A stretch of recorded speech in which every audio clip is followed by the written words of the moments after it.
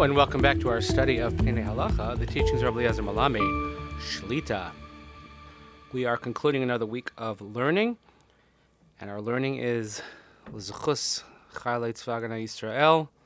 They should be successful in their missions and safe. Refuah Sheleimah for those who are affected, and for the safe return of all of our hostages. As I had mentioned over the week, we'll take a brief pause as I will be traveling to Israel after Shabbos to lead a mission from our shul. And those who are in our orbit, so to speak, can certainly sign up for our virtual WhatsApp group to follow our trip as we go. If anybody who's not in our orbit would like to, please get in touch with me. Happy to sign you up. And we will, God willing, continue our learning when we come back. But in the meantime, let's finish out this week. So the last chapter for the week, Dvarim Shebekdusha Shebamachaneh. So we discussed yesterday about modesty in the camp. That we have to be careful about in the camp, in the army camp. So not only the tznius, the modesty, but we also have to take care of cleanliness. It has to be clean from any foul-smelling excrement, things like that.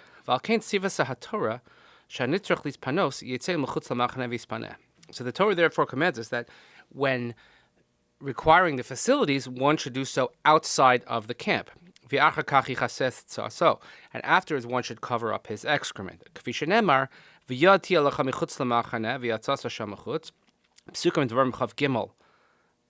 Gimel to Yud Tes Vav.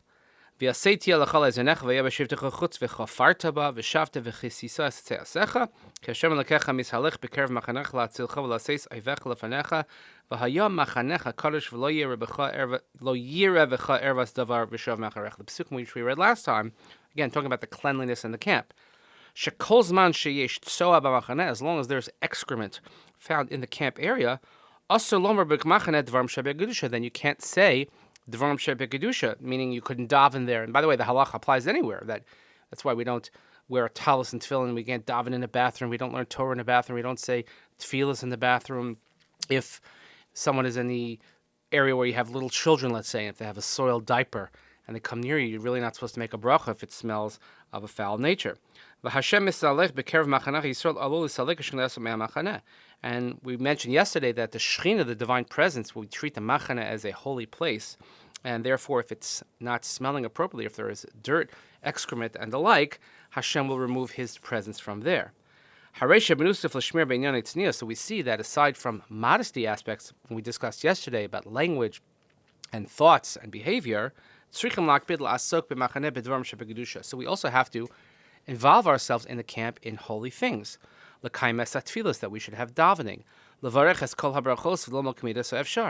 To say all the brachos that are necessary, all the blessings, to study Torah as it's possible.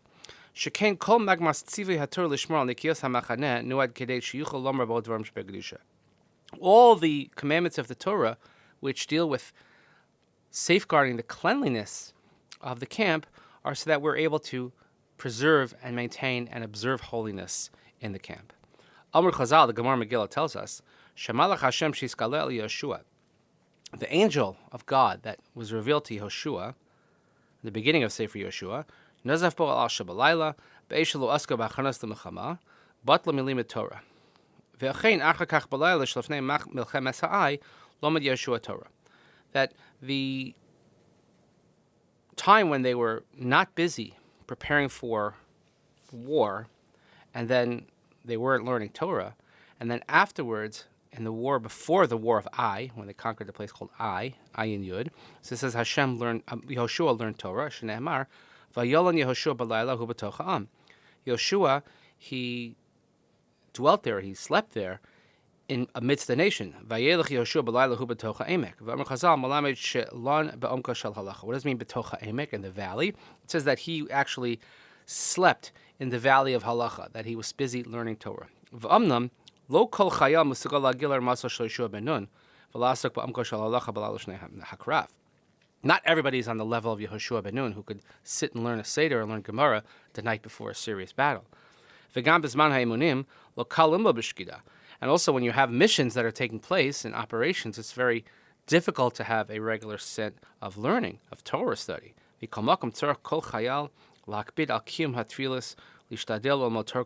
Therefore, in any event, every soldier should try as best he can to daven when he can, to daven all the tefillos, and to try and learn Torah as best he can.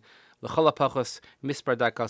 at least a few minutes a day, so that we can show this expression of the sanctity of the camp. I'm sure that many, many of you have seen pictures, footage, stories of soldiers who completed track days, completed mesechtas in their tanks, or special minyanim the famous picture going around of the D9, those giant bulldozers. And when they went into Gaza, that created a sort of fortress so that they could have a minyan inside the D9s.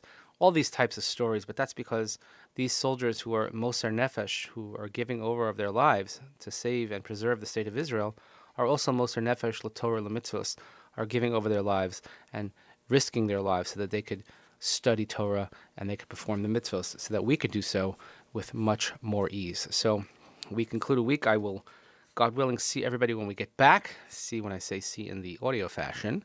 And please do follow along with us. Continue to daven for the brave soldiers of the IDF. Refuah Sheleimah Am Yisrael. Safe return of all of our hostages. And I hope everyone has a peaceful and restful Shabbos. Thank you so much for listening. Parshas Teruma ahead of us. Please remember, everyone, to build your own Mishkan, so Hashem can dwell within you. Shabbat Shalom.